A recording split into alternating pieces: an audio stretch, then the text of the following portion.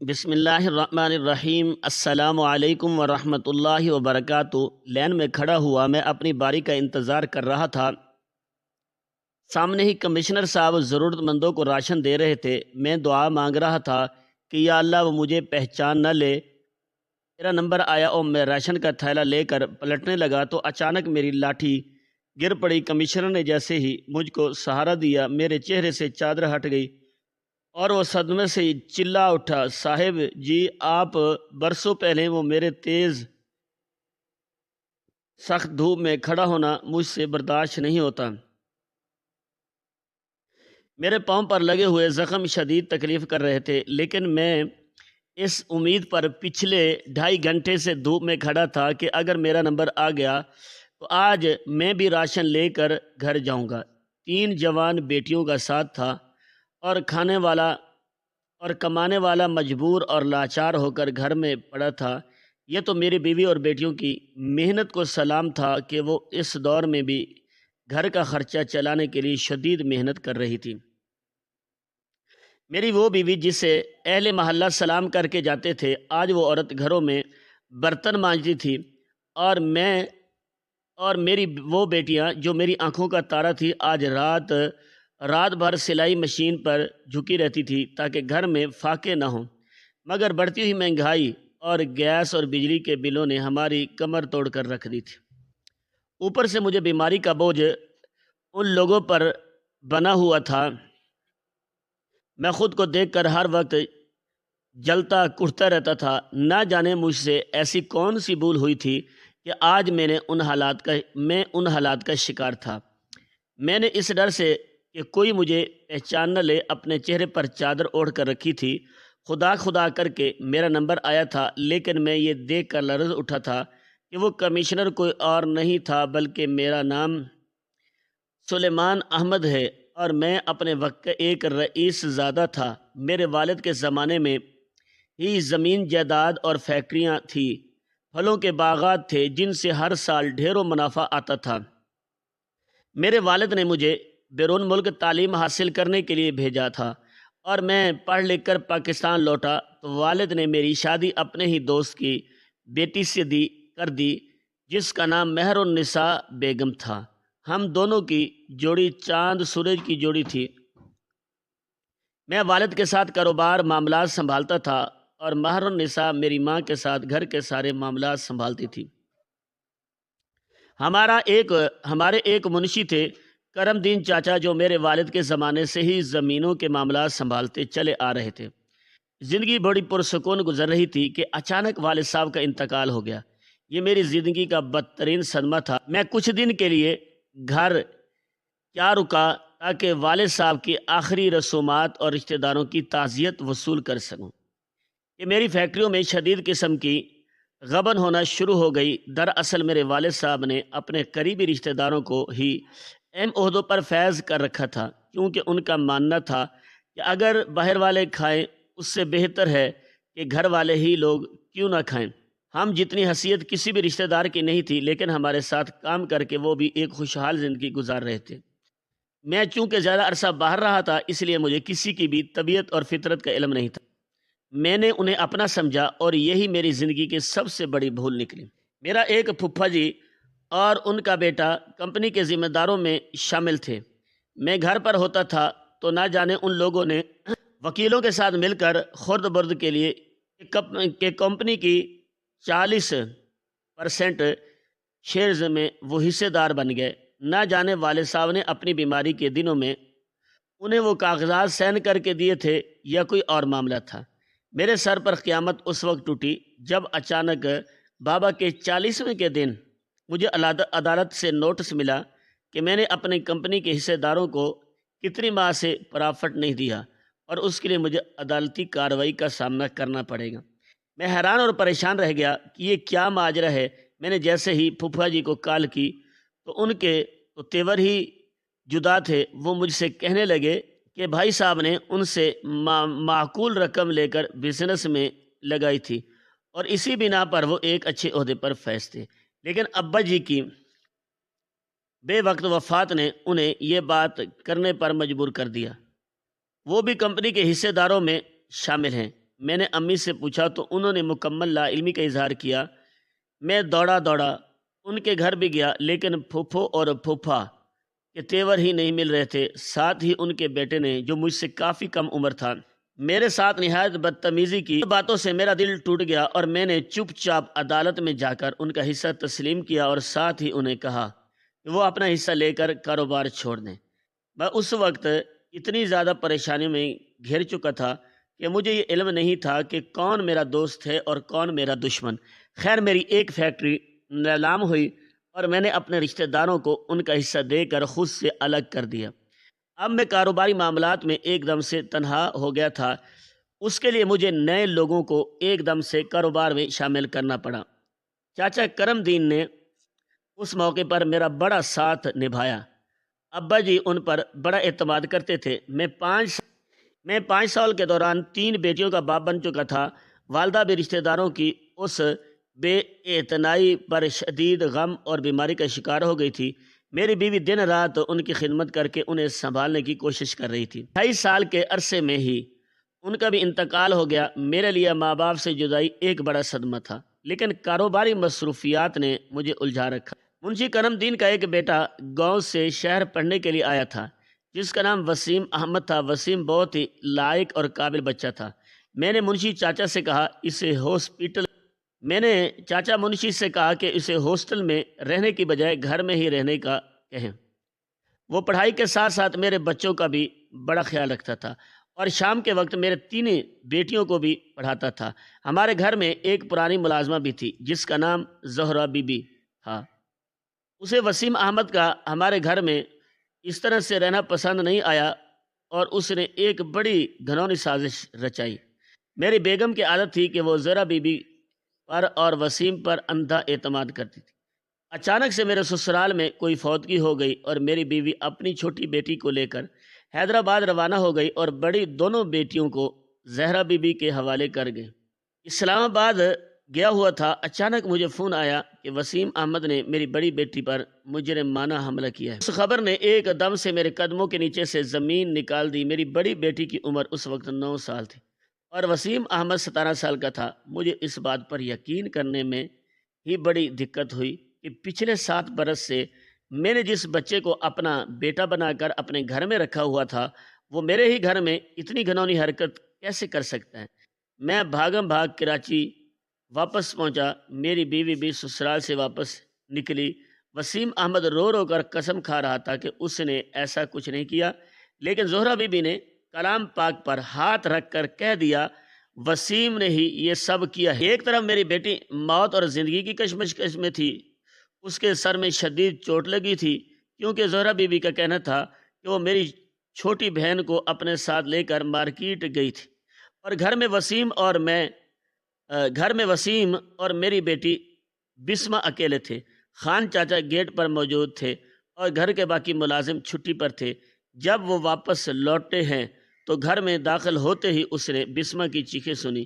وہ جب تک اوپر والی منزل پر پہنچی تو وسیم بسمہ کو اٹھا کر نیچے پھینک چکا تھا اور پھر روتے ہوئے زہرا بی بی کے پاس پہنچا کہ بسمہ کھیلتے کھیلتے بالاکنی سے نیچے جا گری ہے۔ منشی چاچا بھی گاؤں سے کراچی پہنچ چکے تھے۔ وہ بھی سخت گھبرائے ہوئے تھے اور رو رہے تھے۔ انہیں بھی یہ یقین نہیں تھا کہ ان کا بیٹا کوئی ایسی حرکت کر سکتا ہے۔ میں مسلسل صدمے میں تھا۔ میں وسیم سے پوچھتا بھی تو کیا پوچھتا۔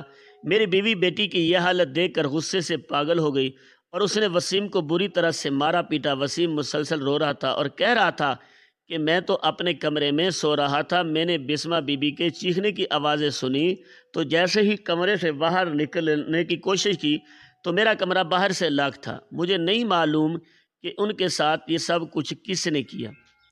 اب دوسری طرف زہرا بی بی تھی، جس نے مجھے بتایا کہ اس نے اپنے آنکھوں سے دیکھا ہے کہ وسیم نے بسمہ کو اٹھا کر نیچے پھینکا تھا۔ میں چونکہ بیٹی کا باپ تھا، اس لیے میں نے زہرا بی بی کی بات کا یقین کیا اور وسیم کو پولیس کے حوالے کرنے ہی لگا تھا۔ منشی چاچا میرے قدموں میں اپنی پگڑی لے کر بیٹھ گئے۔ اب ایک طرف برسوں کی وفاداری تھی اور دوسری طرف میری بیٹی کا مجرم تھا۔ میری بیوی شکایتی نظروں سے میری طرف دیکھ رہی تھی۔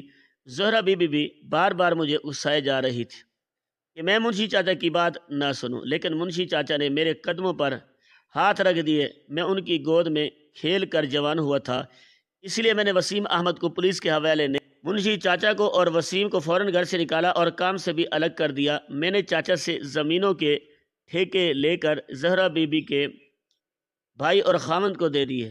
بس میری بیوی مجھ سے بے حد ناراض ہو گئی، لیکن میں نے اسے بھی سمجھایا کہ اگر وسیم کو پولیس کے حوالے کروں گا تو یہ بات بھی پھیل جائے گی کہ ہماری بیٹی پر بچپن میں ہی مجرمانہ حملہ ہو چکا ہے، تو کل کو جب وہ جوان ہو گئی تو اس کی زندگی معاشرے کے لیے گالی بن کر رہ جائے گی، اور میں نہیں چاہتا کہ میری بیٹی اس حادثے کے گزرنے کے بعد مستقبل میں بار بار اس چیز کے لیے تکلیف اٹھاتی رہے۔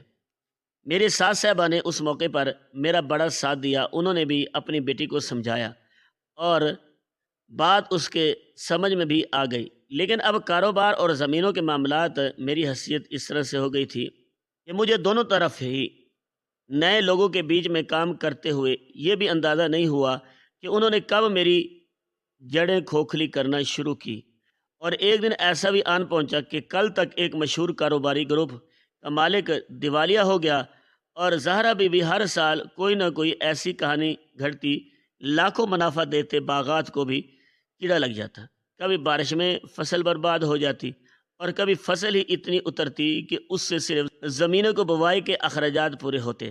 حالانکہ جب تک منشی چاچا زمینوں کا انتظام سنبھال رہے تھے تو ہر سال باقاعدگی سے ہی لاکھوں کا منافع میرے بینک میں اکاؤنٹ میں جمع ہو جاتا۔ جب میری فیکٹری نیلام ہوئی اس وقت میں لاکھوں کا مقروض تھا۔ میں حیران اور پریشان تھا کہ راتوں رات یہ سب کیا ہوا۔ اتنی ساری پریشانیوں کی وجہ سے میں شوگر اور بلڈ پریشر کا مریض بن گیا۔ پھر رہتی سہتی کسر پوری ہوئی کہ میری بیوی کو اچانک ہی کینسر ہو گیا۔ ایک کے بعد ایک مصیبتوں نے میرے گھر کا راستہ ایسا دیکھا کہ میرا گھر بکا، میری زمینیں بکی، میرے بچوں کی تعلیم ادھوری رہ گئی۔ میں نے سب بیچ باچ کر اپنی شریک حیات کی زندگی بچانے میں لگا دی۔ شکر ہے خدا کا، اللہ نے اسے زندگی عطا کی۔ ایک روز یوں ہی گھر جاتے ہوئے میرا ایکسیڈنٹ ہوا اور کوئی میرے بائک کو ہٹ کرتا ہوا سیدھا نکل گیا۔ میری ٹانگ گھٹنے کے پاس سے ہی ٹوٹ۔ میں 4 ماہ سول ہاسپٹل میں داخل رہا۔ شوگر کی وجہ سے میرا زخم ٹھیک ہونے کا نام ہی نہیں لے رہا تھا۔ بڑی مشکلوں سے ہڈی تو جڑ گئی، اب حالت یہ تھی کہ بیوی کا زیور بھی بک کر میرا علاج پر لگ گیا تھا، اور میں ایک چھوٹے سے گھر میں منتقل ہو گیا تھا جو میرے سالوں نے اپنی بہن کو لے کر دیا تھا۔ تنگ ہو کر میں نے ہاسپٹل چھوڑا، اور اب میری بیوی ہی میرے زخم کو دیکھ بھال کرتی تھی۔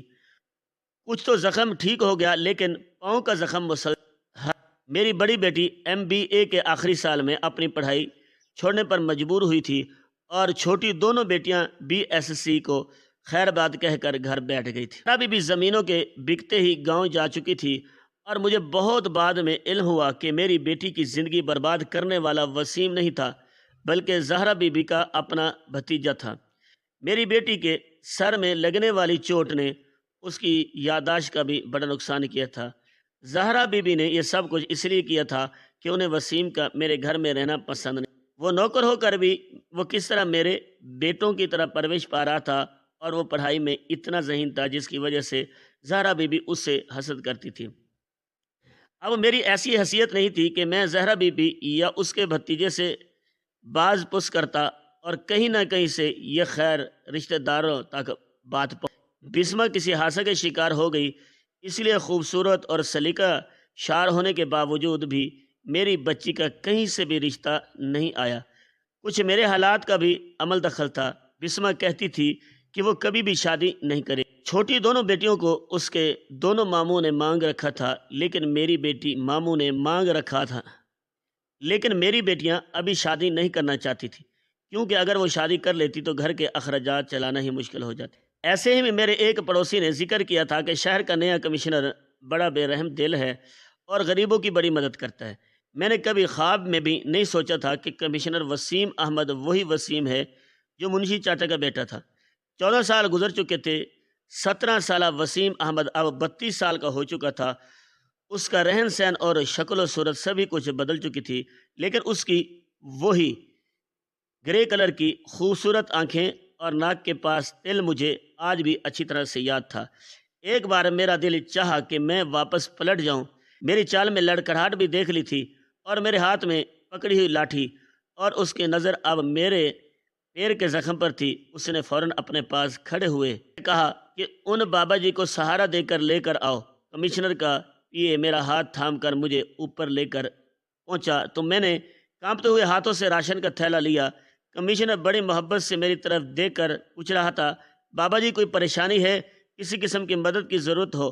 یہ پاؤں پر زخم کیسا ہے؟ کیا علاج کی سہولت میسر نہیں ہے؟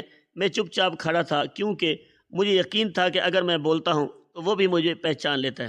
اس کے پی اے بھی مجھے بار بار پوچھ رہا تھا۔ میں ابھی خاموش ہی کھڑا تھا کہ اچانک تیز ہوا کا جھونکا آیا اور میرے چہرے سے چادر ہٹ گئی۔ سفید داڑھی اور الجھی ہوئی بال میں کہیں سے بھی سیٹھ سلیمان احمد نہیں لگ رہا تھا۔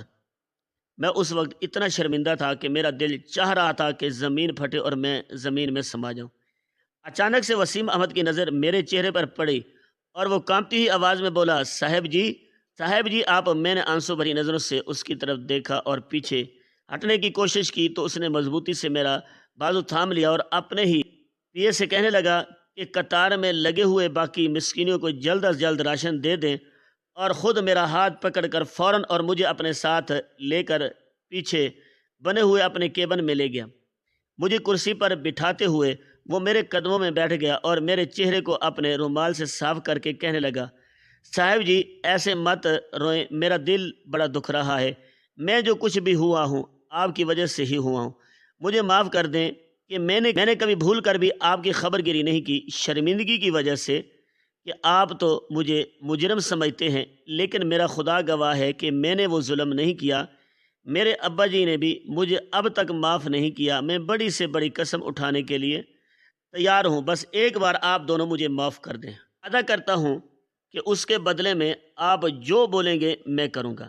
میں نے اس کی بات سنی تو اس کے سر پر ہاتھ رکھ کر رو پڑا اور کہنے لگا کہ میرے بچے تو مجھے معاف کر دو، کیونکہ مجھے 7 سال پہلے ہی پتہ لگا ہے کہ یہ سب تم نے نہیں کیا تھا بلکہ زہرا کے بھتیجے نے کیا تھا، اور اس وقت میری حالت ایسی نہیں تھی کہ میں اپنی بیٹی کے مجرم کو کوئی سزا دیتا۔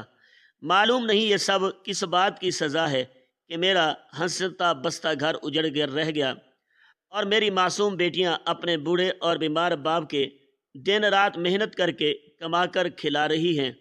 تمہاری بیوی جی لوگوں کے گھروں میں برتن مانجنے جاتی ہے اور تمہاری بہنیں سلائی مشین کے سارے گھر چلا رہی ہیں۔ بیٹا مجھے سرکاری ہاسپٹل میں بھی علاج کے لیے دھکے کھانے پڑتے ہیں۔ برسوں سے یہ جمع غبار میری آنکھوں سے آنسو بن کر بہہ رہا تھا۔ وسیم احمد کہنے لگا، صاحب جی ایسے مت روئیں، میرا دل بہت دکھی ہے اور میں بہت شرمندہ ہوں۔ میں پچھلے 3 سال سے کمشنر بن گیا ہوں اور اس شہر میں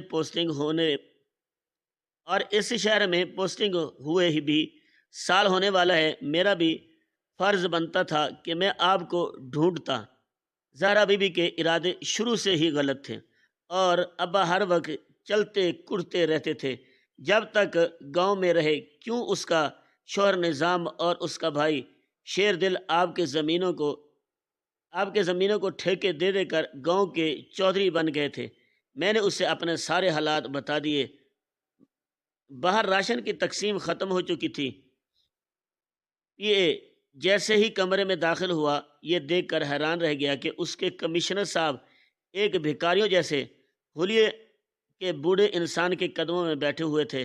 وہ منہ کھولے کھڑا تھا اور ہم دونوں کو دیکھ رہا تھا۔ وسیم احمد نے اپنا چہرہ صاف کیا اور اس کی طرف منہ کر کے کہا، صدیقی صاحب ایسا کریں آج باقی پروگرام کینسل کریں، مجھے آج بڑی ہی ذاتی قسم کی مصروفیت۔ میری گاڑی تیار کروائیں، اور پروٹوکول کی گاڑی میرے ساتھ نہیں جائے گی۔ اس کا پی اے پریشان ہو کر کہنے لگا، سر گاڑی تو تیار کروا دیتا ہوں، لیکن شہر کے حالات ایسے نہیں ہیں کہ ہم اکیلے آپ کو کہیں جانے دیں، اسی لیے اب ہماری بات سمجھیں۔ پروٹوکول کی گاڑی ہر صورت آپ کے ساتھ جائے گی۔ وسیم کے چہرے پر پریشانی کے اثرات تھے۔ میں نے اس کا ہاتھ پکڑ کر کہا، بیٹا پی اے صاحب صحیح کہہ رہے ہیں، تو وہ رضامند ہو گیا۔ تھوڑی ہی دیر بعد ہم دونوں گاڑی میں سفر کر رہے تھے۔ وسیم احمد نے راشن کے اس تھیلے کو واپس وہیں رکھ دیا تھا اس نے گاڑی راستے میں روکی اور گھر کی ضرورت کا سارا سامان رکھوایا، ڈھیر سارے پھل فروٹ خریدے، اور پونے گھنٹے بعد وہ میرے گھر کے سامنے پہنچ گیا۔ اہل محلہ حیران پریشان ہو کر اس کی سرکاری گاڑی دیکھ رہے تھے۔ جب وسیم نے گاڑی سے اتر کر میرے لیے دروازہ کھولا اور مجھے سہارا دے کر میرے گھر میں داخل ہوا تو لوگوں کی آنکھیں پھٹی کی پھٹی رہ گئی۔ میری دونوں چھوٹی بیٹیاں اندر ظہر کی نماز پڑھ رہی تھی اور بسمہ سلائی مشین پر جھکی ہوئی تھی۔ ایک اجنبی انسان کو دیکھ کر وہ گھبرا کر اٹھ بیٹھی تھی اور اپنے پرانے سے دوپٹے کو اور بھی آگے کر لیا تھا۔ وسیم احمد کی نظریں جھکی ہوئی تھی۔ میں نے خوشی خوشی بسمہ کو بتایا کہ یہ وسیم ہے تو اس کے چہرے پر پریشانی نظر آنے لگی۔ میری بیوی بھی اس وقت کام ختم کر کے لوٹی تھی۔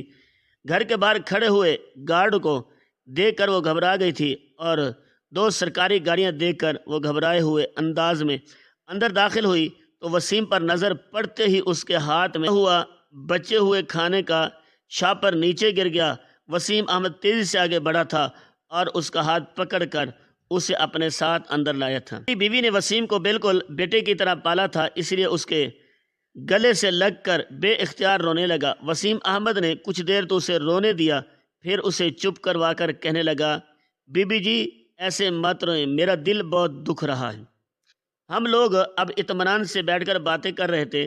بسمہ چپ چاپ کچن میں جا چکی اور میری دونوں چھوٹی بیٹیاں آ کر وسیم سے ایسے لپٹ گئی تھی جیسے بچپن میں لپٹ۔ وسیم ان کے سگے بھائی کی طرح ہی تھا۔ میں نے اپنی بیوی کی طرف اشارہ کیا اور وہ سمجھ کر جلدی سے پڑوس میں پانی کی بوتل اور جوس کا انتظام کرنے وسیم روکتے ہی رہ گیا۔ وسیم نے فون کر کے اپنے ڈرائیور سے کہا کہ وہ باقی کے لوگوں کو واپس جانے کا کہہ دے۔ وسیم شام کو خود ہی واپس آ جائے گا۔ ایک گارڈ اور ڈرائیور کو چھوڑ کر وہ لوگ واپس چلے گئے۔ میں نے دونوں چھوٹی بیٹیوں کو اشارہ کیا تو وہ راشن کو اٹھا کر کچن میں لے گئی۔ بسمہ شاید دال چاول کی تیاری کر رہی تھی۔ دیر میں دوپہر کا کھانا بنا تو بچوں نے دسترخوان لگا دیا۔ ہم لوگ ایک مکمل خاندان کی طرح بیٹھ کر کھانا کھا رہے تھے۔ بسمہ نے تھکن کا بہانہ کر کے دسترخوان پر آنے سے انکار کر دیا تھا۔ میں نے وسیم کے چہرے کی طرف دیکھا تو اس کے چہرے پر ایک سایہ سا گزر گیا تھا۔ وسیم کچھ دیر ہمارے ساتھ بات چیت کرتا رہا اور پھر وہ شام کو بجائے جلدی ہی واپس چلا گیا۔ اس نے مجھ سے اور میری بیگم سے وعدہ لیا تھا کہ وہ کل کو گاڑی بھیجے گا، ہم سب کو اس کے گھر آنا پڑے گا۔ میں نے دوسرے کمرے میں جا کر لیٹ گیا۔ میں نے اپنی بیوی کو اشارہ کیا تھا کہ وہ بسمہ کو جا کر دیکھے۔ دونوں بچیاں بھی اپنی بہن کے پاس جا گھسی تھی۔ میں جانتا تھا کہ اس وقت وہ کس قدر ذہنی اذیت سے گزر رہی تھی۔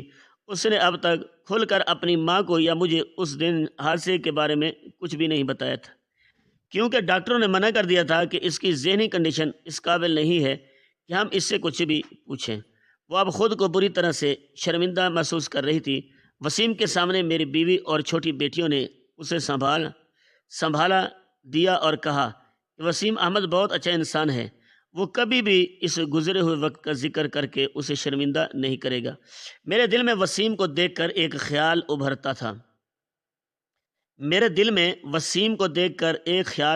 تھا، لیکن میں خود ہی اپنے خیال پر کچھ شرمندہ سا تھا۔ گزرے کل میں نے وسیم کے ساتھ کس قدر ظلم کیا تھا کہ اب میں اس سے کچھ بھی امید رکھتا تو یہ غلط ہو جاتا۔ اگلے دن بڑی ہی مشکل سے میں نے بسمہ کو اپنے ساتھ چلنے پر رضامند کیا تھا۔ مقررہ وقت پر گاڑی پہنچی۔ ہم سب نے اپنے بہترین لباس زیب تن کر رکھے تھے۔ برسوں بعد میں نے اپنے بچوں کے چہرے پر خوشی دیکھی تھی۔ میری بیوی بھی آج بہت مطمئن نظر آ رہی تھی۔ ہم لوگ جب کمشنر ہاؤس پہنچے، ہمیں بڑی عزت سے اندر لے جانے والا وسیم خود تھا۔ منشی چاچا بھی دروازے میں ہی کھڑا ملے، بہت زیادہ بوڑھے ہو گئے تھے، لیکن سفید کاٹن کے کلف لگے ہوئے کپڑوں میں انہیں دیکھ کر مجھے دلی سکون حاصل ہوا۔ ان کی بیگم کا پچھلے برس ہی انتقال ہوا تھا۔ وسیم کی دونوں چھوٹی بہنیں بھی شادی کر کے اپنے گھر کی ہو چکی تھی۔ اب دونوں باپ بیٹا ہی گھر میں اکیلے رہتے تھے۔ گھر میں ملازموں کی پوری فوج تھی، لیکن بنا عورت کوئی بھی گھر نہیں ہوتا۔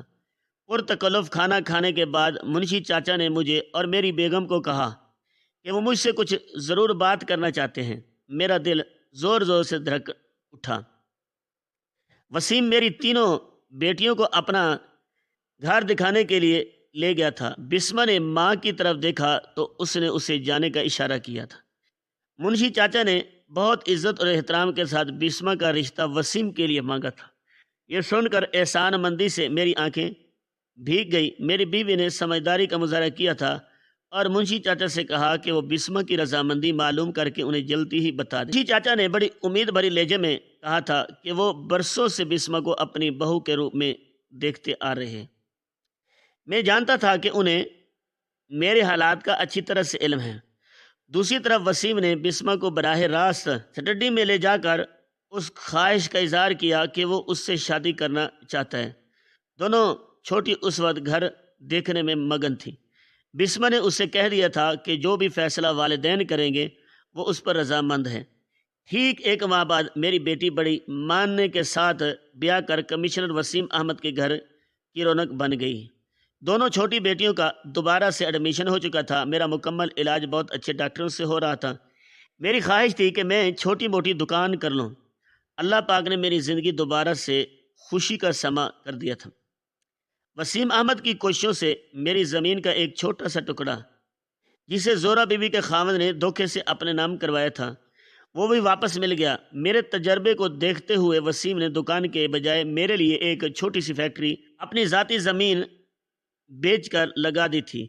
میں نے بڑا انکار کیا لیکن وہ کہنے لگا کہ میں جو بھی ہوں یہ سب کچھ اسی بدولت ہوں کہ آپ لوگوں نے بہترین اسکول میں پڑھائی لکھائی کا انتظام کروایا تھا اور میرے باپ کو ہمیشہ اپنے گھر کا فرض سمجھ کر ان کے ہر مشکل میں ان کا ساتھ دیا تھا۔ کہتے ہیں کہ پریشانی سب سے بڑی بیماری اور سکون سب سے بڑا علاج۔ چند ماہ کے اندر ہی میں دوبارہ سے سیٹھ سلمان احمد بن چکا تھا۔ جب کاروباری لوگوں کو یہ معلوم ہوا کہ کمشنر وسیم احمد میرا داماد ہے تو ان لوگوں نے بھی خوشی کا اظہار کیا۔ میری ماضی کی غلطیوں سے اتنا سبق سیکھ چکا تھا کہ اب ہر فیصلہ سوچ سمجھ کر کرتا تھا۔ زیادہ نہ صحیح اب میرا کاروبار میری محنت کے باعث ترقی کر رہا تھا۔ میری بیوی دن رات جھولیاں اٹھا کر وسیم احمد کو دعائیں دیتی تھی۔ بسمہ کے چہرے پر پھولتے گلال کو دیکھ کر ہمیں بخوبی یہ اندازہ تھا کہ وہ اپنی ازواجی زندگی میں کس قدر خوش اور مطمئن ہیں۔ میرا سسرال بھی بیحد خوش تھا۔ دونوں چھوٹی بیٹیاں تعلیم مکمل کر کے اپنے سسرال رخصت ہو جائیں گی اور وسیم کی کوششوں سے بسمہ نے اپنا MA مکمل کرنے کی حامی بھری تھی۔ وسیم چاہتا تھا کہ وہ میرے کاروبار میں بیٹا بن کر میرا ساتھ دے۔ چند سال بعد بسمہ میرے ساتھ میری کمپنی میں سنبھال ہی رہی تھی اور اپنے دونوں جڑواؤں بیٹوں کو بھی چھوٹی بیٹیاں بھی رخصت ہو چکی تھی۔ برسوں کی تکلیف کاٹ کر خدا نے ایک بار پھر سے مجھے اس قابل بنایا تھا کہ میں اب فخر سے دنیا کو بتا سکتا تھا کہ لاکھ دھوکے اور فریب کھا کر بھی اگر کوئی ایک مخلص انسان سنبھلنے والا مل جائے تو وہ بڑی سے بڑی مشکل آسان ہو جاتی ہے۔ وسیم جیسے اعلیٰ ظرف انسان اس دنیا میں بہت نایاب ہے۔